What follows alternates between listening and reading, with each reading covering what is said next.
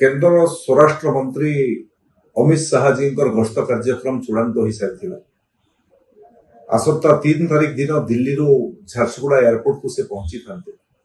झारसुगुड़ा सीधा सड़क बरगढ़ 1750 कोटी टंकार विनिमय बीपीसीएल द्वारा निर्मित इथानल प्रोजेक्ट लोकार्पण कार्यक्रम में से सामिल होता जनसभा उद्बोधन देते एवं बरगढ़ पुणी संबलपुर बैक करी संबलपुर रिंग रोड भूमि पूजन कार्यक्रम अनेक सरकारी कार्यक्रम में सामिल होगा गोटे बड़ साधारण सभा से उद्बोधन देवार सेठू झारसुगुड़ा प्रत्यावर्तन कर रात्रि जापन करी महंगा से अंचल गोटे कार्यक्रम जोग देवार किंतु गस्त कार्यक्रम आज सकालू सकालू सूचना मिलला गस्त कार्यक्रम बातिल हो जाइए एवं केंद्र सरकार रे गोटे बहुत बड़ निष्पत्ति नेबार कार्यक्रम थिबा कारण एवं अमित शाह जी देशर गृहमंत्री थिबा कारण एवं तांकर भारतीय जनता पार्टी रे केंद्र सरकार रे अमित शाह जी गोटे बड़ भूमिका रही एवं सेथिपाई